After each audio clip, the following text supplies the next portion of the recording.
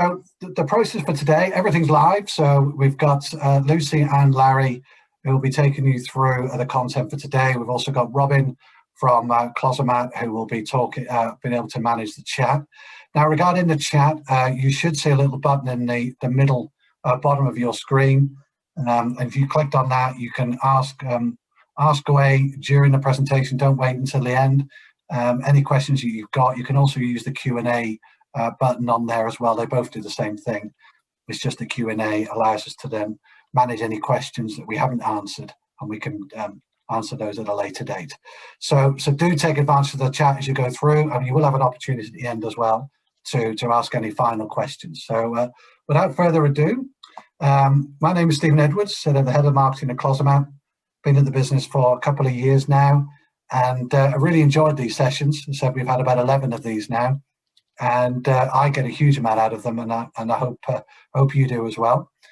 So introducing the two speakers today, as I've already mentioned, it's Larry Beale from Closomat. Larry's our product specialist who covers the Northwest region. Larry will introduce himself a little bit more later. And Lucy Leonard, I'm sure a lot of you have met Lucy previously at various events, and Lucy will be taking through the main content. So that's it from me. I'm going to hand you over to Lucy for the next half an hour or so to take you through the key learnings for the webinar. Thank you.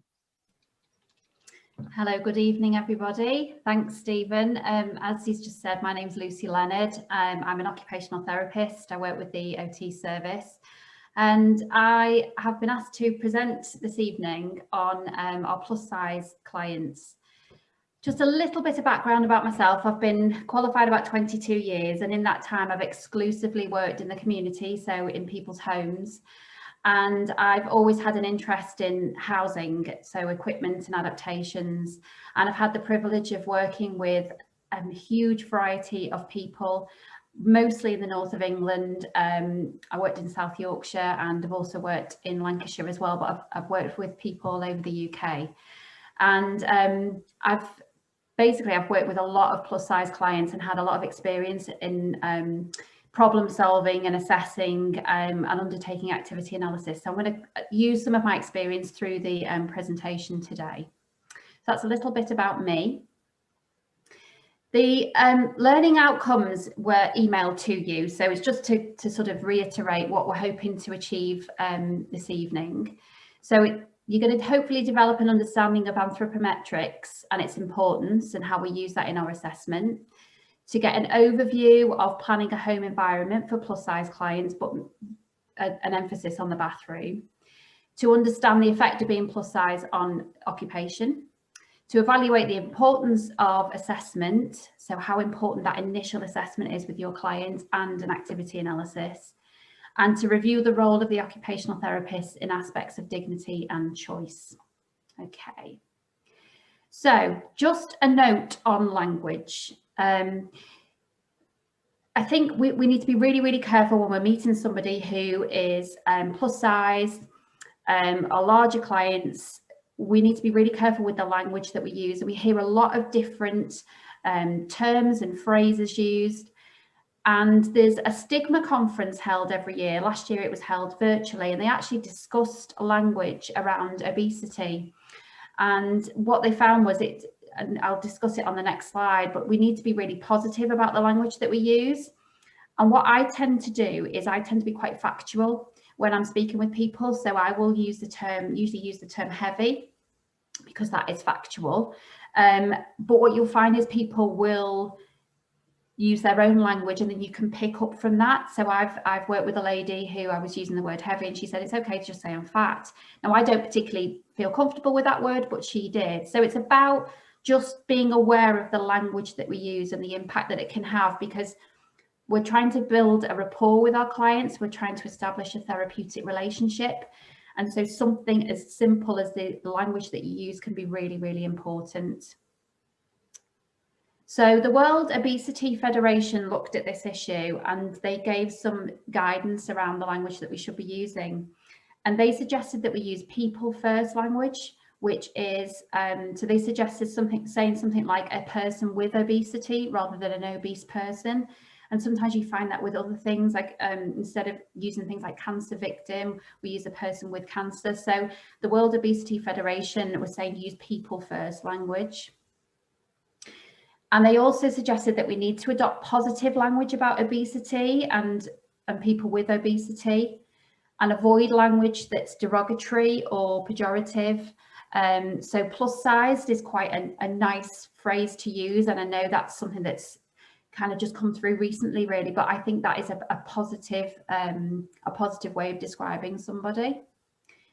And we need to use easy to use language. I don't think the general population have heard of the term bariatric, and I'll go on in the next slide to define this, but I think that can be quite a barrier when we're working with people. So just be aware that we just need to use really simple language.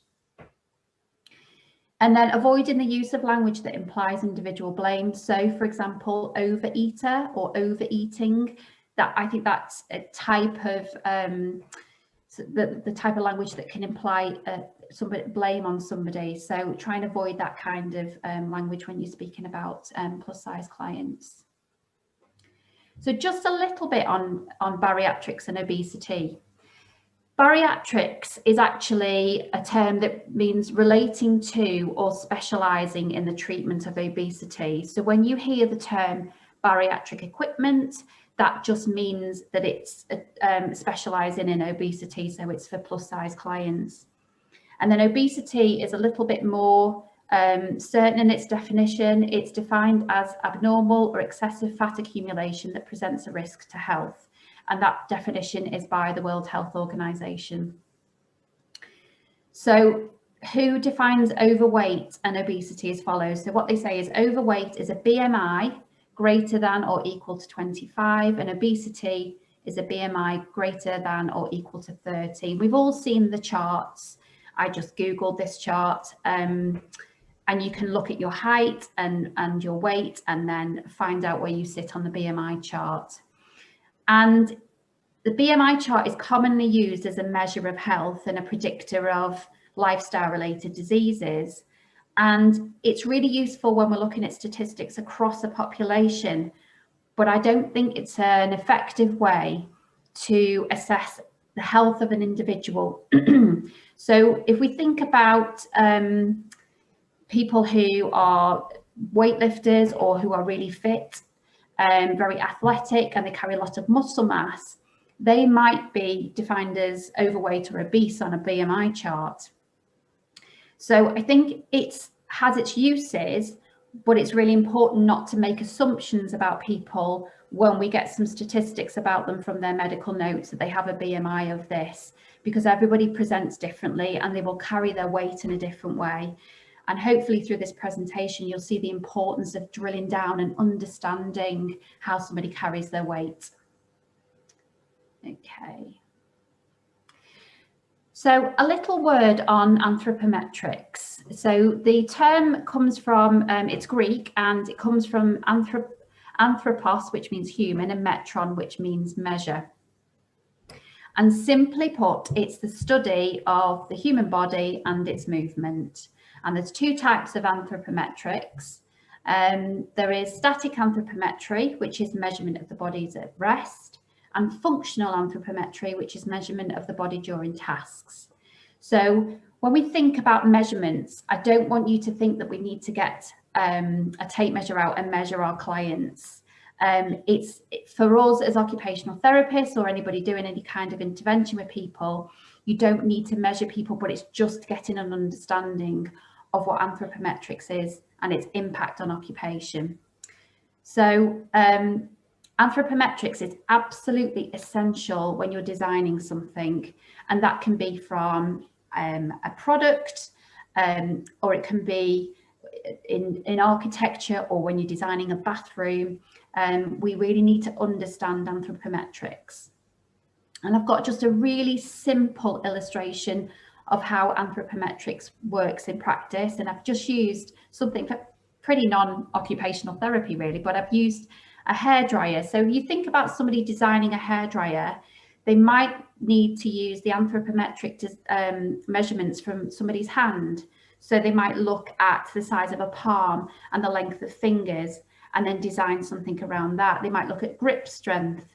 They might need to know the average height of people because of the cord length. They might need to take into consideration who's using the product. Is it more females than males? And do they have smaller hands and things like that? So anthropometrics is something that goes throughout design. And it's really important. If any human is going to use something or be somewhere, anthropometrics is absolutely essential. And there's something called the anthropometric curve, which is the classic bell curve, which is, if you imagine this graph, and the bottom axis could be anything. It could be height, it could be weight, it could be grip strength, it could be hand size.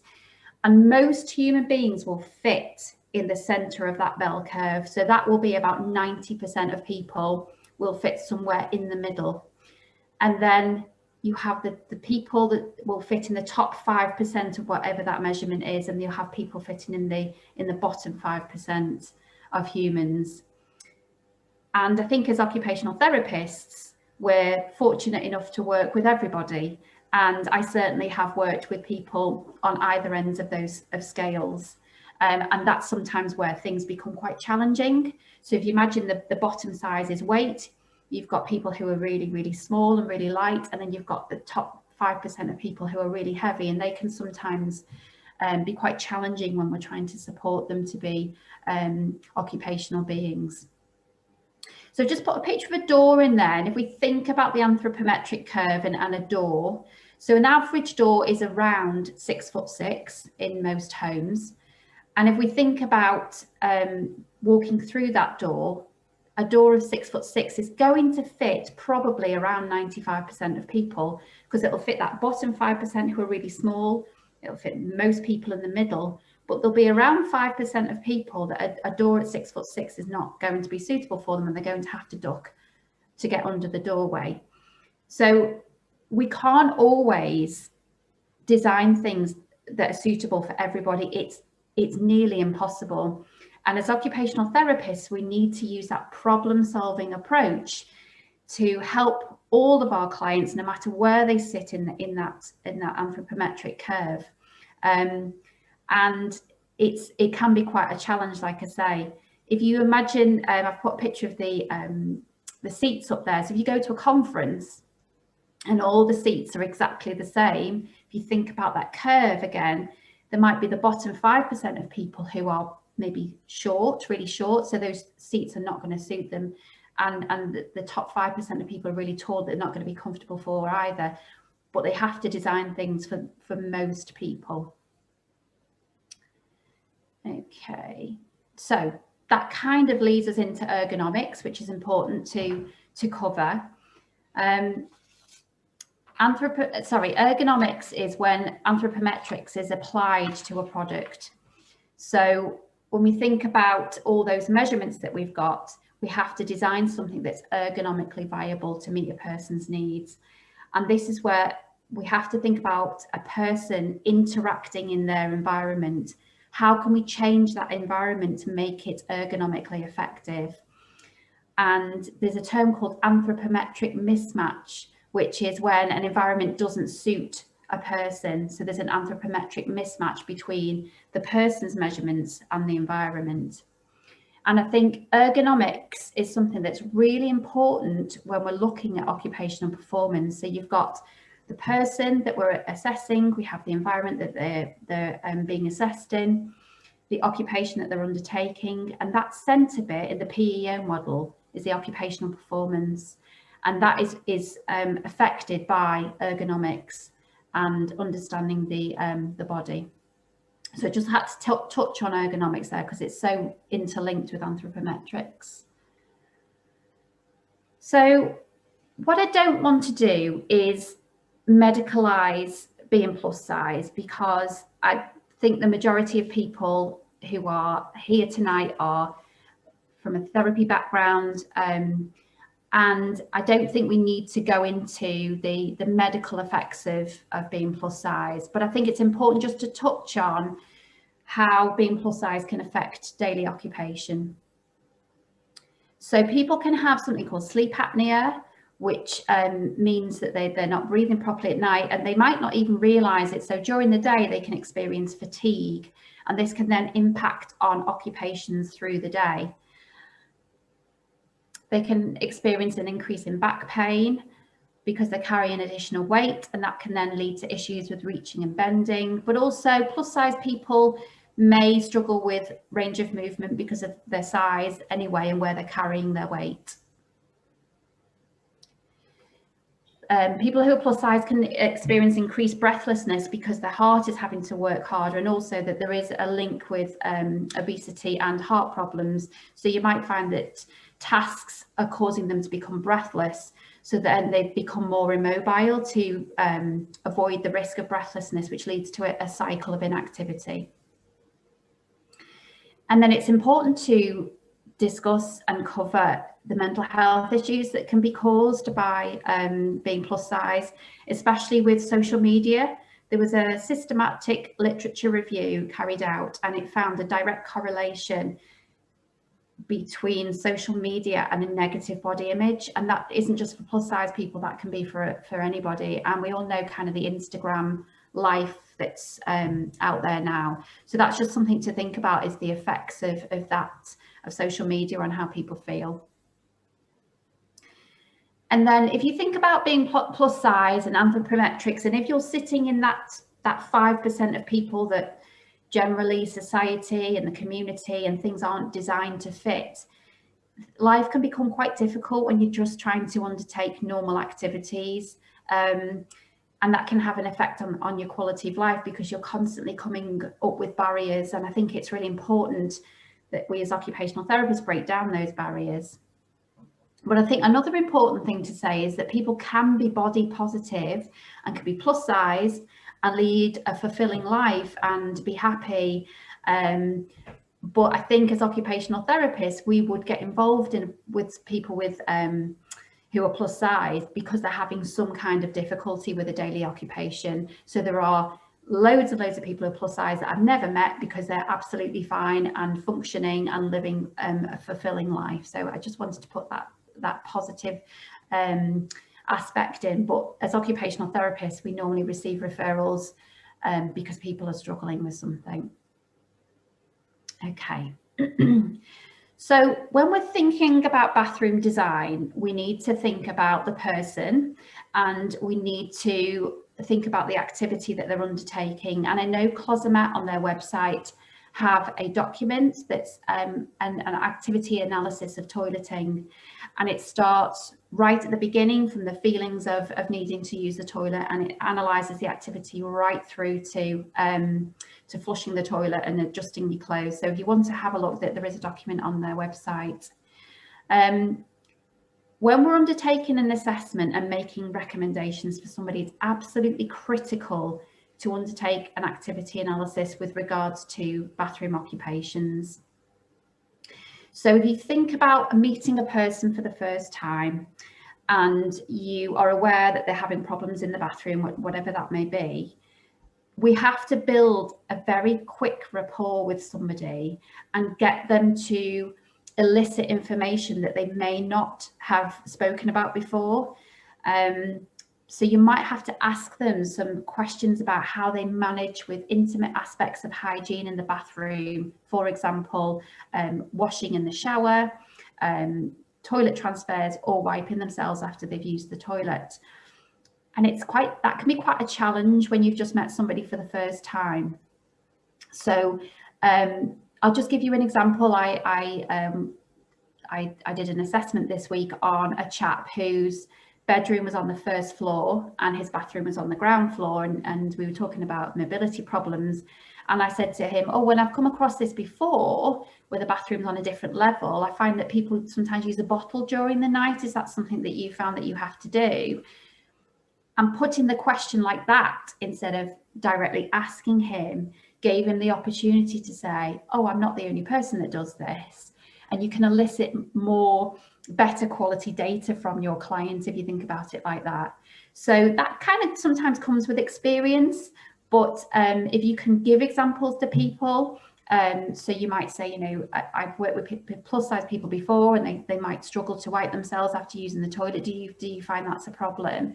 Rather than just asking straight out, they're more likely to trust you with information if you can share something that you know as well. The other thing about activity analysis is what we need to think about is not to make assumptions about what people do in the bathroom. So if we think about men, do they stand to pass urine or do they sit down? Some do both. Some sit down during the night. Some stand up only if they're using public toilets. So don't make any assumptions about how somebody uses a toilet. And also, if people are struggling with bathroom occupations, they can sometimes find ingenious ways of problem solving themselves. I worked with a gentleman who was plus sized, and he was struggling to attend to his personal hygiene after using the toilet.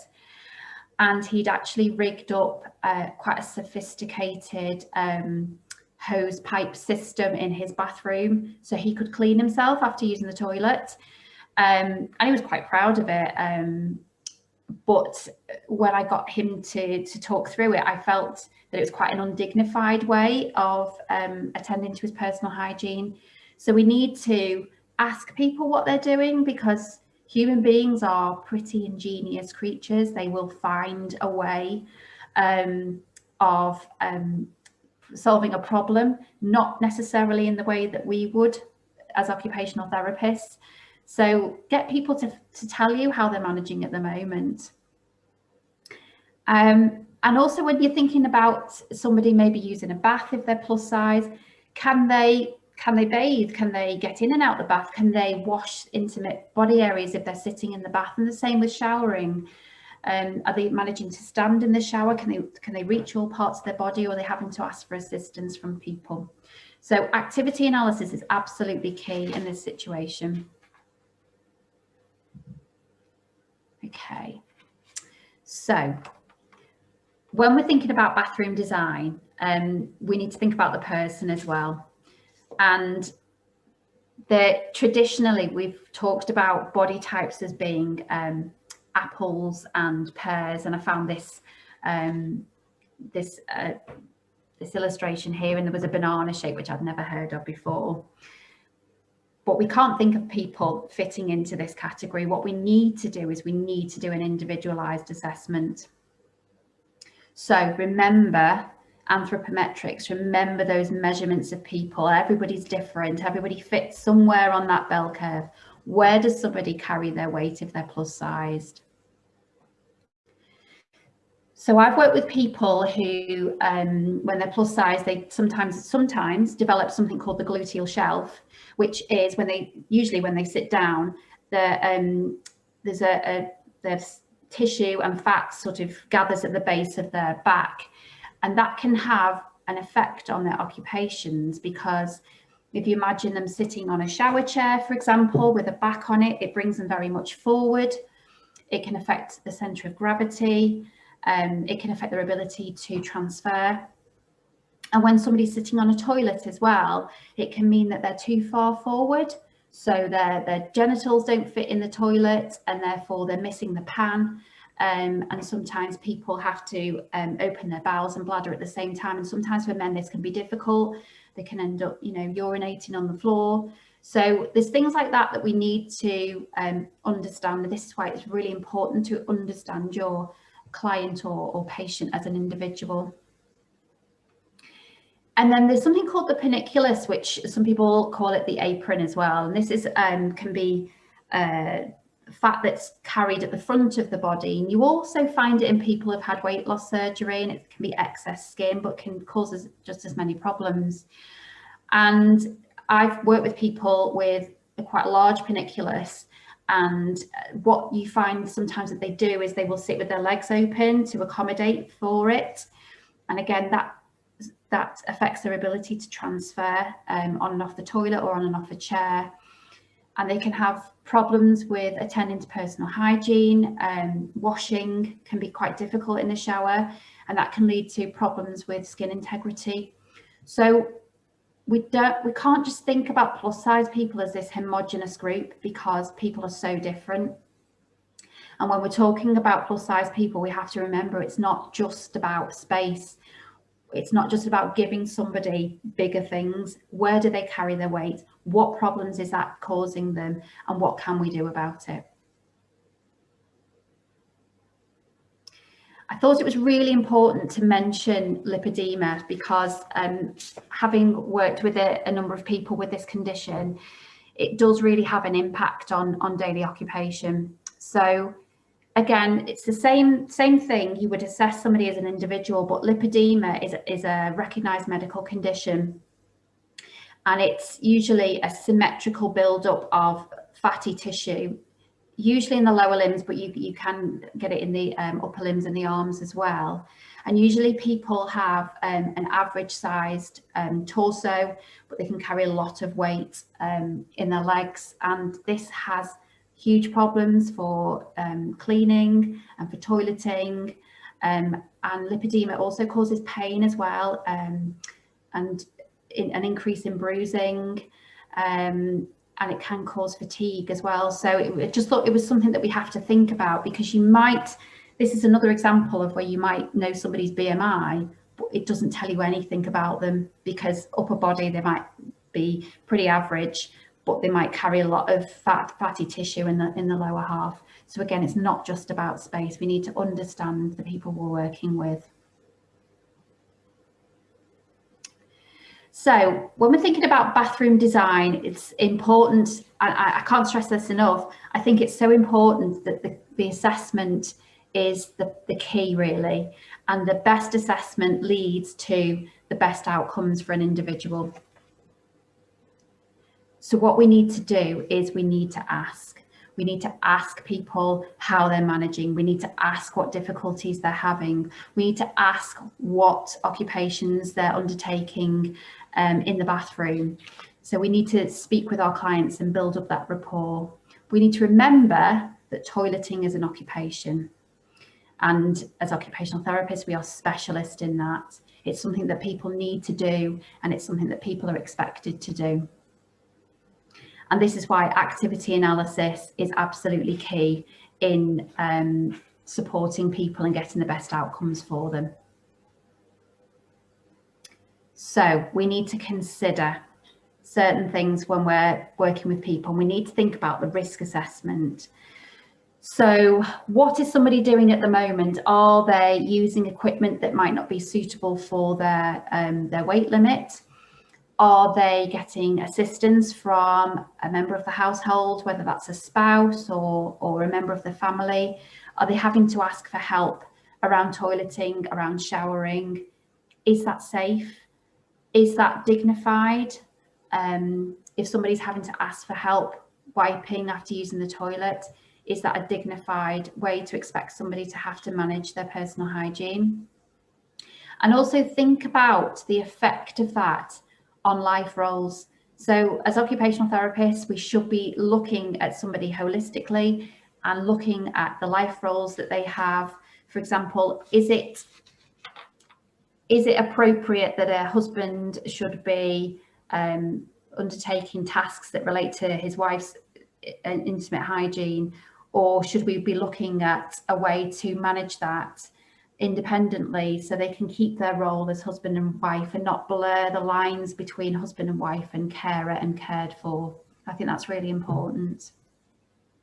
So what we need to ask ourselves is, can assistive equipment and adaptations address these issues? And I think that definitely they can. Okay. So, bathroom design. There isn't a one, I can't give you an answer on this webinar on how to design a bathroom for a plus size person. What I'm trying to get you to understand is the importance of the individualized assessment.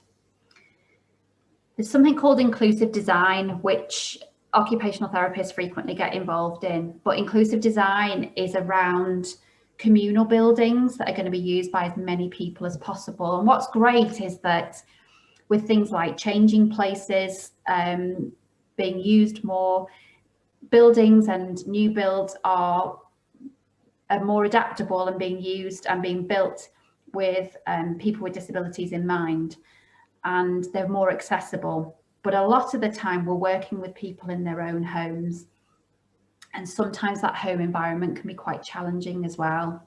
So I've worked with people in bed sits, I've worked with people who live in the basement of hotels, I've worked with people who live in the top of multi-occupancy flats. So there isn't a one size fits all. When we're working with people in their own homes, we really have the opportunity to be truly client-centered and person-centered, so we can do that assessment and make recommendations based on what that person needs. So we need to think about things like who else is going to use that room in the house. So for example, if you've got a plus size father who has a young child and they've both got to use the same toilet, and the child's maybe toilet training, how are we going to accommodate for that? And also remember, how do they carry out their bathroom occupations? What do they do? I've worked with people who sit in the bath and shave, and there was one chap who had a mirror at the bottom of the bath just above the taps, and he would sit in the bath and shave because he was warm and he was comfortable and he didn't have to stand up.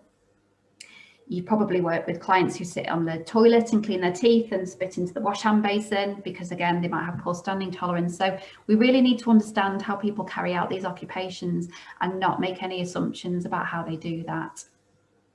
So we need to think about what the optimum layout is for the people that we work with.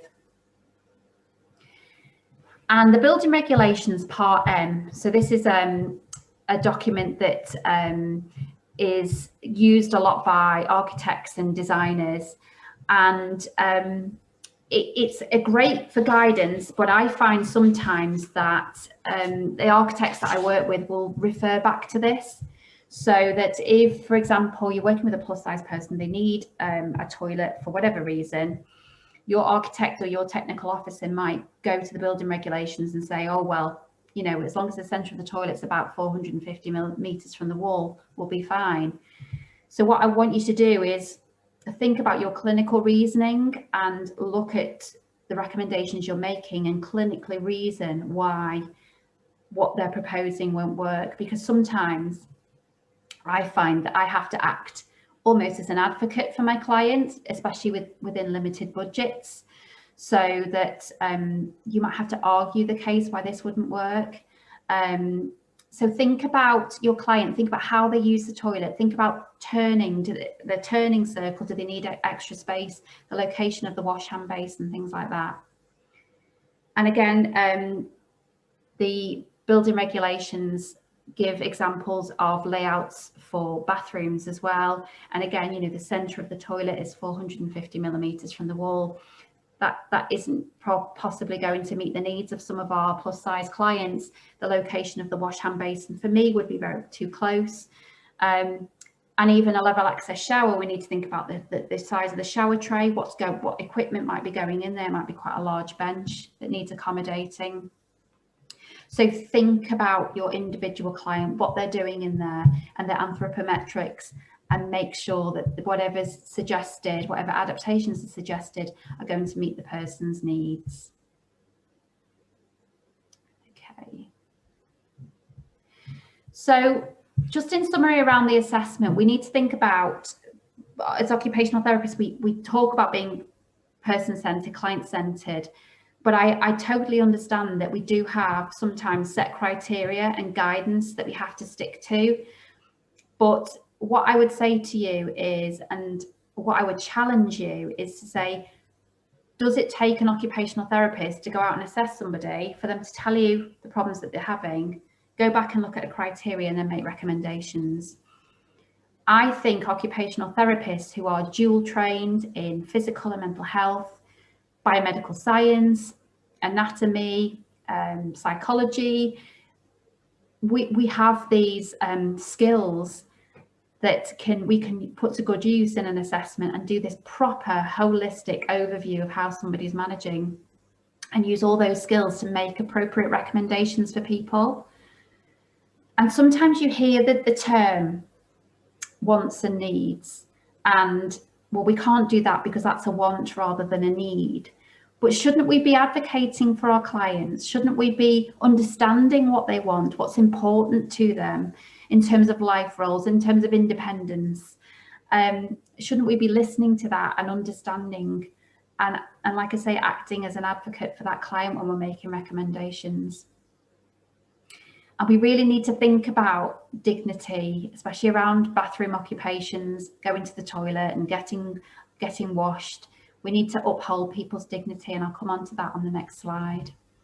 Sometimes it's about thinking outside the box as well, isn't it? And not going to that go-to thing and coming to webinars like this and getting ideas and using supervision and the specialist sections and just chatting with other occupational therapists. And I think I'm learning all the time. And if you're unsure about something, then I know Klosomat have their product specialists that can come along to a client with you or a patient and you can problem solve together. We can't be a specialist in everything, and sometimes we don't have all the answers. So always ask is what I would say. And just quickly, I've very much talked about a compensatory approach today. So the provision of equipment or an adaptation to meet somebody's needs who might be plus size, but we need to think about whether we need to be treating that person and changing and helping them to change their lifestyle in order to reduce their weight, and maybe using motivational interviewing or a coaching approach to get them to change some of their lifestyle choices. Or could we signpost them on somewhere like a dietitian or some other support services to help them to manage their weight? So just quickly, a word on dignity and choice, because I know Larry's got some really interesting information to give you. Our code of conduct, the Occupational Therapy Code of Conduct, touches on dignity and human rights. And human rights are the basic rights and freedoms that belong to every person in the world, and they're actually protected by law. So it's really important to understand a person and their human rights. Treat them irrespective of their needs with dignity. And what I think is really important is that the top middle one there, assessments, interventions and outcomes and documentation should be centred on occupational performance, engagement and participation in life roles. And what I would question is that is your assessment doing that as an occupational therapist, because that's in your code of conduct, so it's absolutely key.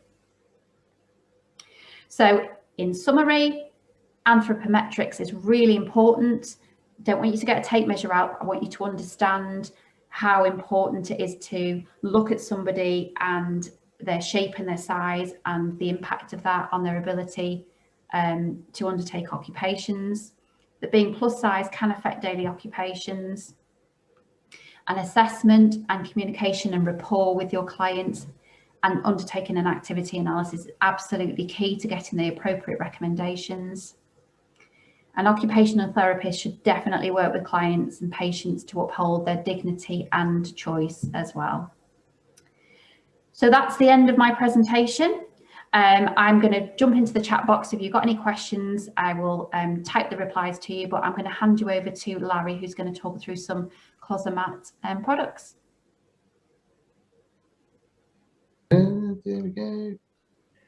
Thanks, Lucy. That was fantastic. It is such a fascinating subject. It's so there's so many things to consider in it. There's just some brilliant points in there. So what we're going to try and do, first of all, my name's Larry Beale. For those that don't know us, I know we had two Larrys on the screen earlier on. Robin's the one down the bottom. I'm the less astute one. I'm the product specialist for the Northwest. I cover an area that stretches from Staffordshire up to Bolton and North Wales as well. And I've been with Klosomat for about 4.5 years now. In recent times, certainly since lockdown, I've had lots of experience of working with our plus size clients.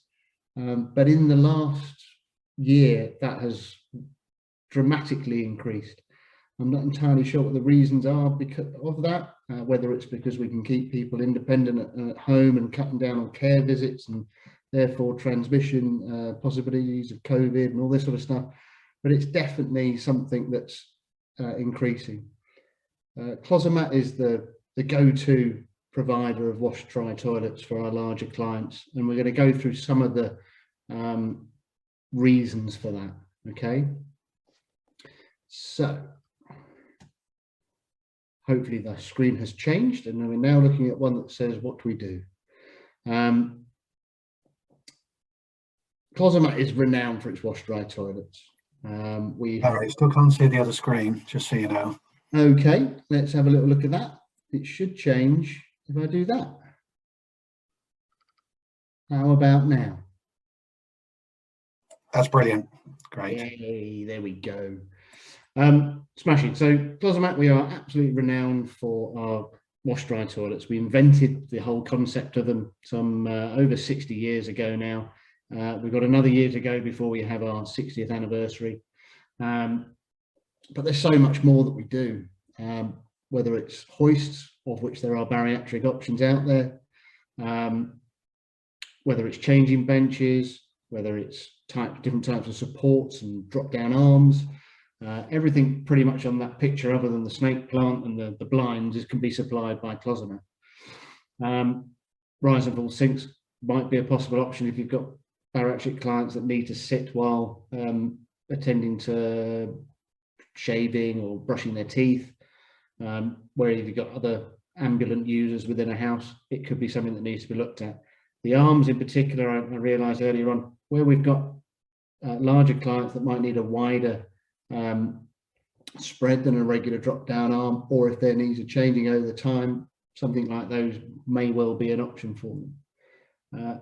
Even body dryers. I've recently had a case, very complex case in the Northwest, where we've actually mounted 2 body dryers in each corner of a wet room to help somebody dry after they've toileted.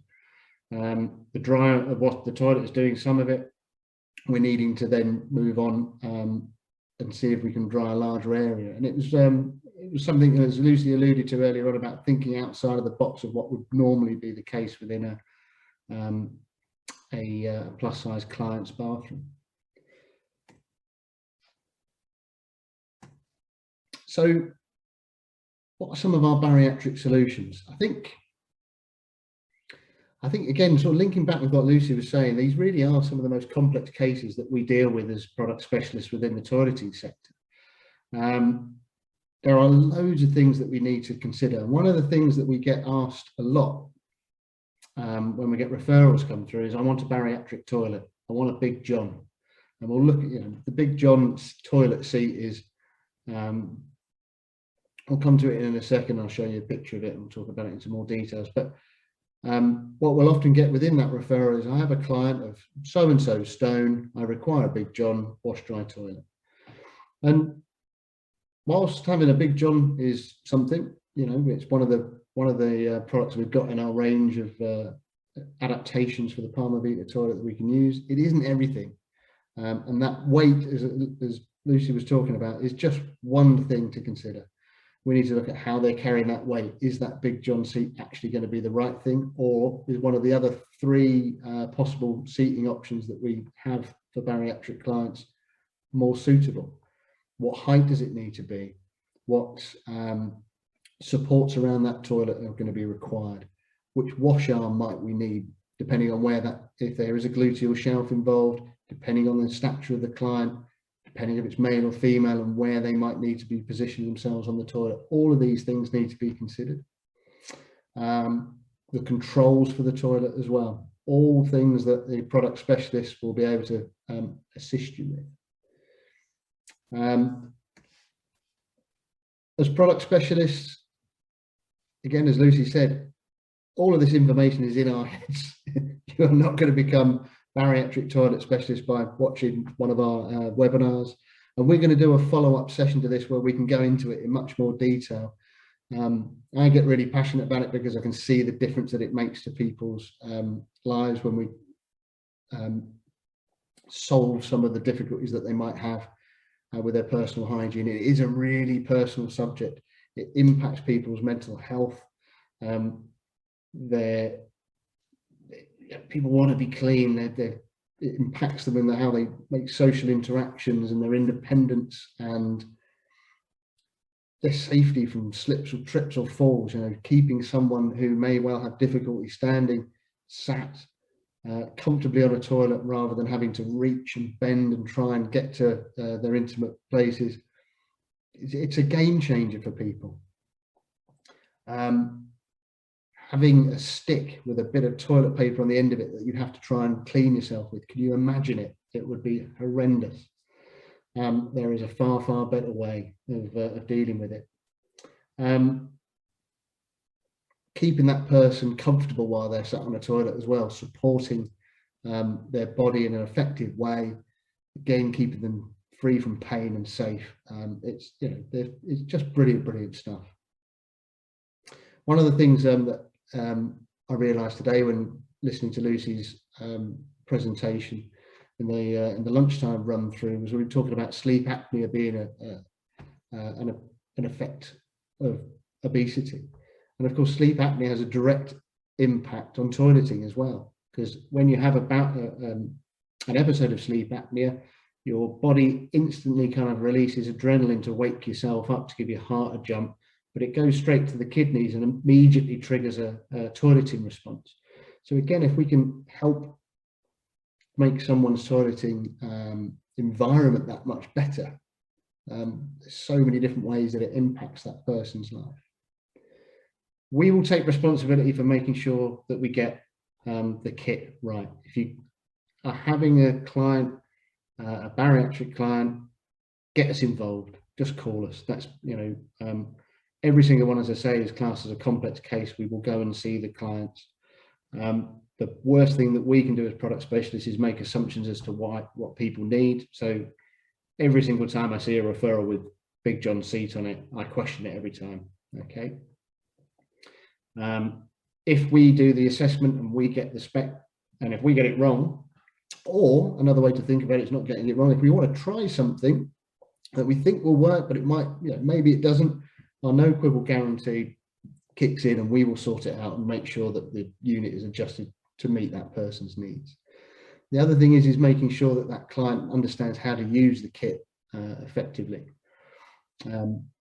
which we'll talk about in more detail. But when I go and do a site assessment with somebody, and I'm directing this a bit to Christine Outhwaite, who put a great comment in the question section about how people sit on the toilet, and you know, often I'll talk about people trying to kind of open themselves up to the experience of a wash-dry toilet as they sit down. There's a particular way that you can do that. It's a bit tricky to show it on a screen now, but I would demonstrate it while I was in visit. And on the drying side of things, again, if you can get the correct kind of seating position linked with the right kind of seat on the toilet for them, then you should be able to wash effectively and dry effectively too. Okay. But yeah, get us involved. Give us a call. So some of the bariatric solutions that you'd see on the market, and if you looked at our website, if you looked at our marketing equipment, marketing items, you'll see that we offer the Big John seat. It's become infamous. It takes the weight limit of our toilet up to 57 stone. Our standard weight limit is 30 stone, and it has been 30 stone for a very long time. Other advantages of having a Klosomat as a for your bariatric wash-dry toilet needs, it is a solid galvanized steel frame. So it's basically a right-angled steel frame that the Staffordshire porcelain pan that comes out of our own factory in Stoke-on-Trent attaches to, and then all of the other bits of the system, the flushing system, the covers, etc., all attached to. So it's a one-piece, very, very strong, really solid bit of kit. It's got good back support on it as well, because the system's there at the back, but it has got enough space as well to deal with people that might have a gluteal shelf at the back. Our standard seat, however, still rated to 30 stone. There are particular reasons that you might want to use a standard seat. It locks onto the pan of the toilet, for one. So once someone has sat on the toilet and they needed to shift their weight around, it's the one thing that larger clients are always telling us, that their standard toilet seats, as they twist and turn on the seat, those seats are just failing and ripping off.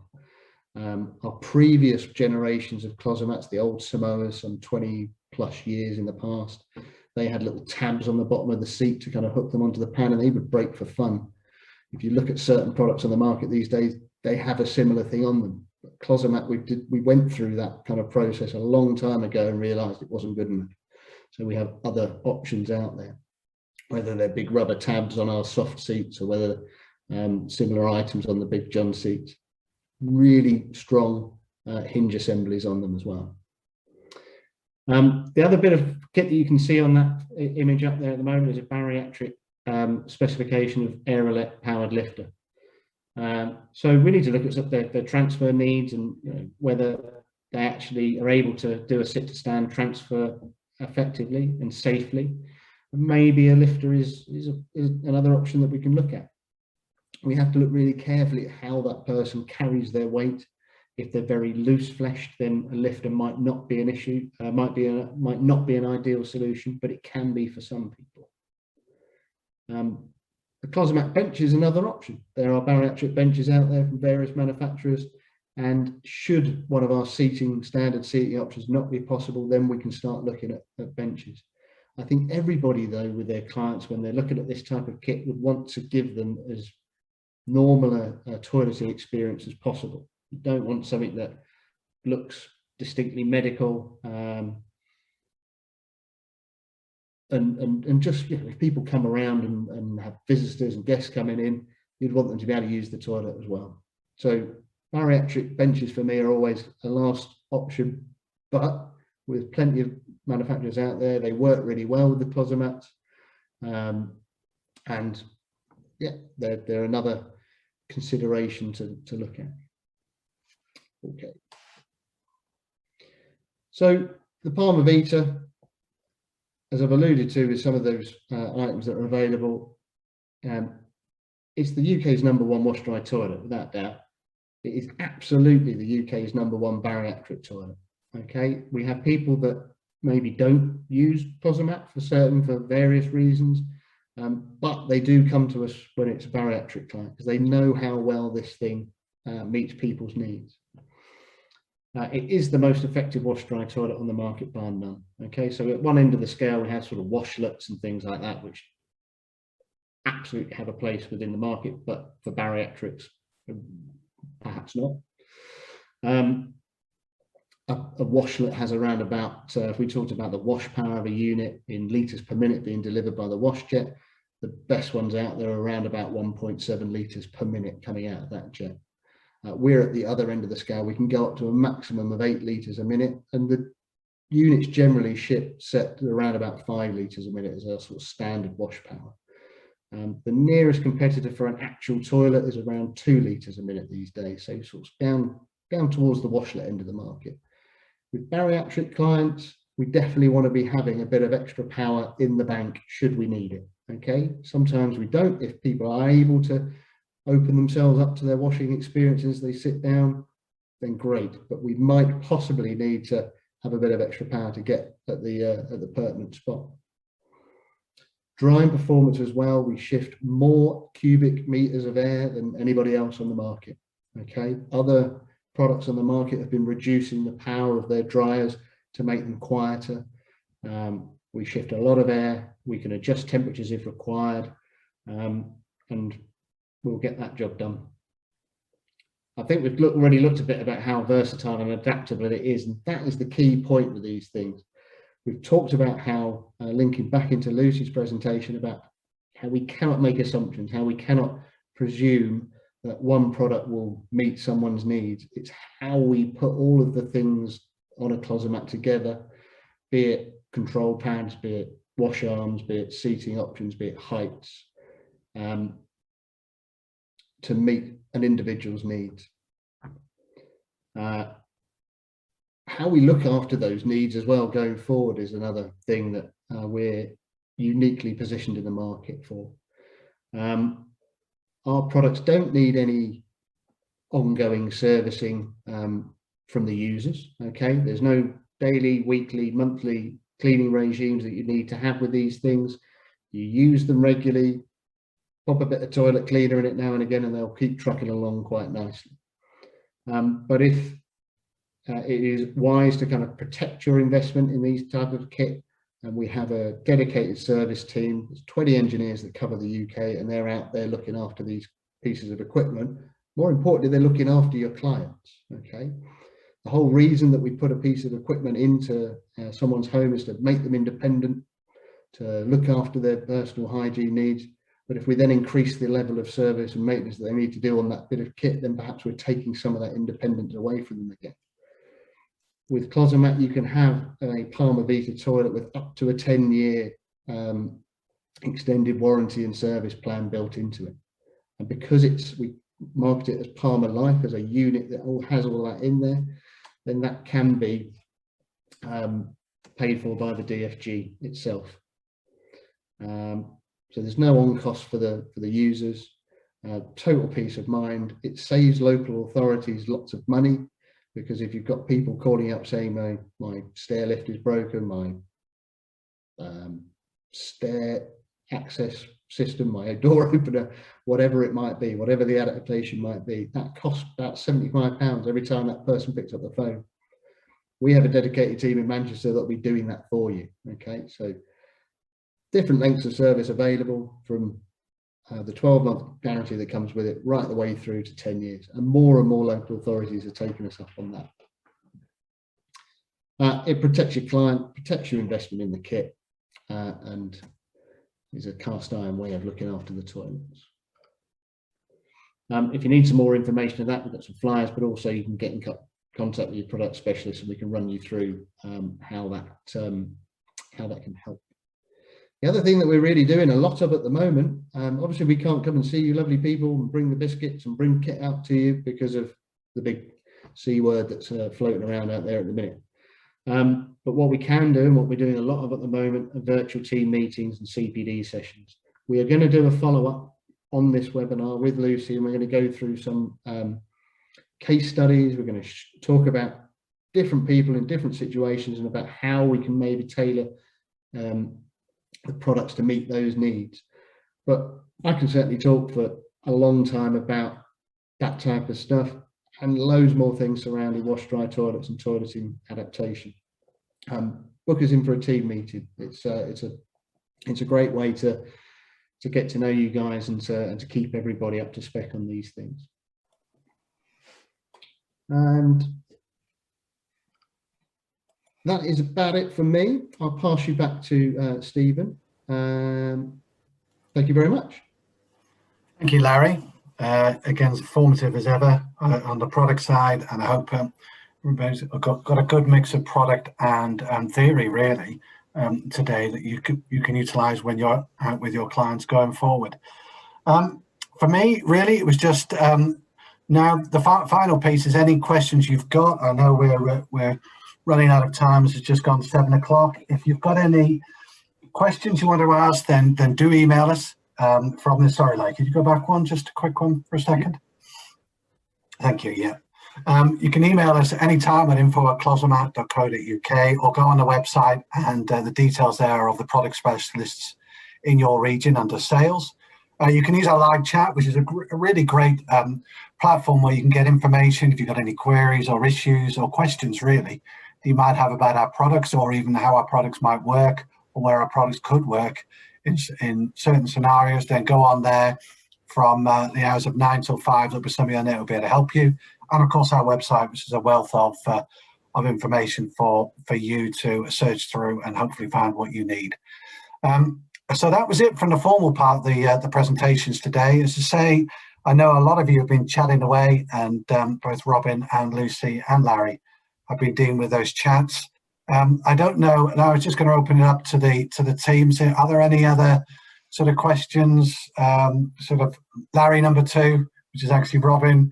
It's confusing me. Well, Larry with hair and Larry without hair is probably an easier way of working it out. But I just wonder for any other key chats on there, either from Lucy and Robin, that perhaps you wanted to share. There was one question about how will they find out about the follow-up session. Well, the answer to that is simple. It's you're on the mailing list, so you'll get an email from us. Register as you would do here, and we'll take it from there. Yeah.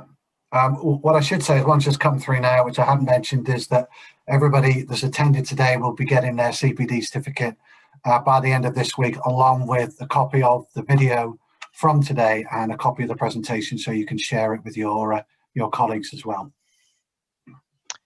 There was one for, well, I think this is for Larry. I'm going to read it out, just anybody jump in. Of a client who has a very little hip flexion, so he has a more or less permanently reclined posture when seated. Any suggestions? He would need the front of the toilet to be approximately 300 mil further forward than the average WC. Currently sits on the WC sideways because there is more space behind him to accommodate his posture. Yeah, I'll take that one if I may. Sadly, that is probably, in the 4.5 years I've been doing this, it's probably number 7 where I've had this situation. And as it stands at the minute, I've not come up with a really workable solution for it, I'm afraid to say. Annoyingly, in mainland Europe, there is a company that takes bits of wash dry toilets together and reforms them into a steeply angled toilet seat that kind of sits on top of a conventional toilet, and allows somebody to recline back, because when their hip is so seized, you just can't attain that toileted position. So it's a product that isn't available in the UK. It's not compliant to UK regs, and it's a shame, but it's just, it's just not something that's available. There is a product out on the market that is it's a bed basically that has a toileting duct system built into the middle of it, so somebody can lay flat on the bed and then actually have evacuate themselves, and that all be taken away, washed and vacuumed away. If the person who was asking that question, by all means email me. You can Google my name, Larry Beale. It will pop up on Google search with my email address, or indeed larry.beale@closomat.co.uk. Find me an email and I'll send you through a link to that product. But yeah, great question, but I'm really sorry we haven't got a solution for it at the minute. Wish we did. That was all from me. Brilliant. Thanks, Robin. Okay, I think that's it for this evening then. As I say, thanks everybody for participating so much on the chat today, and I hope you found some really good learnings from both the talks today. If you have got any questions, as I said, do contact us, and we'll get back to you as soon as we can. So the next webinar will be in May, but we will be doing a follow-up of this one specifically on the plus size very, very soon. And as Robin said, we'll let you know as soon as we can on the date for that. So it's just for me to say thanks to Lucy and Larry, and to Robin for handling all the chat that's come in today. I hope everybody has a good evening, and we'll speak to you soon. Thank you. Take care, everyone. Bye. Bye. Bye. Bye.